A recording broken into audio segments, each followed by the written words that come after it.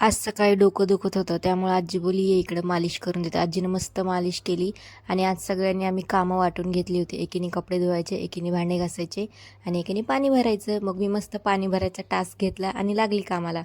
मस्त मग गेले पाणी भरायला. बारक्या बहिणीला सोबत घेतलं, तिला व्हिडिओ काढायचं काम लावलं आणि त्यात माझी बहीण मला खूप चिडवत होती पाणी भरल्यामुळं. बोलत होती गाव की छोरी, गाव की छोरी. त्यामुळं मग असं चालू होतं. त्यानंतर हरतालिकेच्या पूजेसाठी मी रेडी झाले आणि मला एवढं काही माहीत नव्हतं पूजेबद्दल. मग बहीण मला सांगत होती सगळं एक एक. मी तसं तसं सगळं करत होते. या पूजेसाठी खूप प्रकारची पानं, फळं, फुलं लागतात. ते सगळं मम्मीने आणलं होतं. मग हे सगळं मी पूजा वगैरे करून घेतली, दिवा वगैरे लावून घेतला आणि मला पूजा करायला खूप लेट झाला होता आज आणि भूकही खूप लागली होती. मग त्यामुळे पटकन आवरलं, आरती वगैरे करून घेतली आणि पूजा झाल्याशिवाय फराळ वगैरे काही करायचा नसतं. त्यामुळे मग पूजा झाल्यानंतर फराळ वगैरे करून घेतली. असा गेला आजचा दिवस माझा सगळा. तर भेटूया नेक्स्ट ब्लॉगमध्ये. तोपर्यंत बाय बाय.